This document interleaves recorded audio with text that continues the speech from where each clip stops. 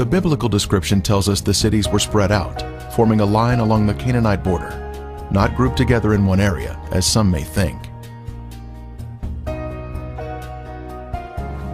Driving along the coastal highway of the Dead Sea in Israel, one can soon see peculiar formations that are of a lighter color than the surrounding terrain.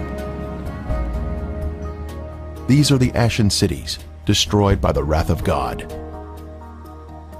These cities were consumed by intense flames, a supernatural heat that was directed by the hand of God. Today there is ash that is of lighter color than the surrounding mountains and terrain.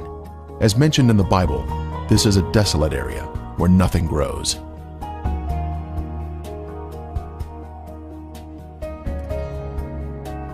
Inspecting the formations closely, one can see structures containing man-made elements, such as 90-degree angles. Even though the buildings were consumed by the fire, the remaining ash in these cities is comprised of a heavier material due to the inclusion of brimstone or sulfur, and still retains some of the original shapes of man-made structures. This stunning structure stands out as a singular formation with 4 sides, surrounded by a deep moat.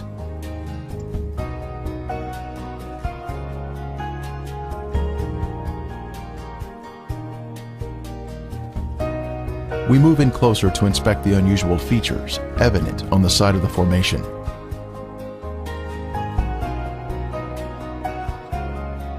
On the side of the structure, this swirling pattern is different from any type of sedimentary rock or soil that would normally contain horizontal, even layers.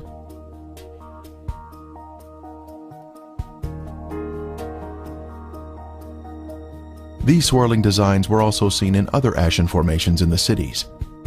This is evidence of extreme heat, up to 6,000 degrees Fahrenheit, where thermal ionization occurs, when the electrons repel and attract, forming these unusual swirling designs.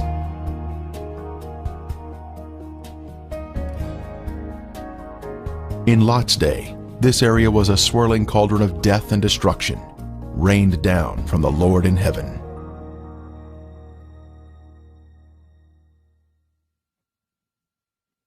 Strange anomalies can be seen here, such as these fragile layers of material which disintegrate when touched. The limestone buildings in the cities of Sodom and Gomorrah were totally transformed into ash by the consuming fire of the Lord. Evidence of this destruction is revealed in the white gypsum anomalies in the area, including unusual shapes of chalk-like material, which is not found in other parts of the country.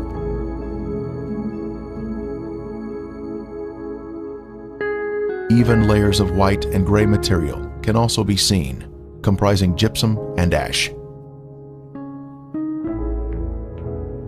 At the time of Elijah on Mount Carmel, the Lord sent down a superheated fire from heaven, consuming the stone altar and sacrifice, turning them into ashes.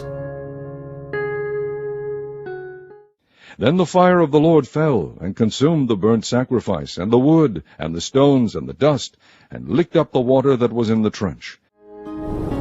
When God unleashes a consuming fire, it will turn stone into ashes. At the perimeter of this city, one can see this amazing Sphinx still standing today. It was a pagan symbol positioned at the edge of town and was thought to protect the inhabitants from harm. The Sphinx stands alone as a singular structure with a defined shape. This particular Sphinx has an obvious demarcation between its base and the soil below it, another sign of a man-made structure placed on top of the soil. Later, we will see another Sphinx.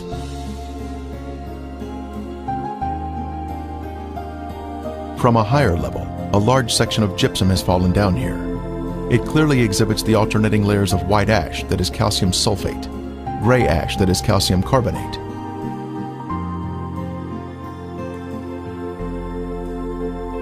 One can also find loose or powdery ash that is quite thick and has been deposited next to the formations. The ash is made up of calcium carbonate and calcium sulfate, which comes from the limestone buildings and the brimstone mixing together during the fire.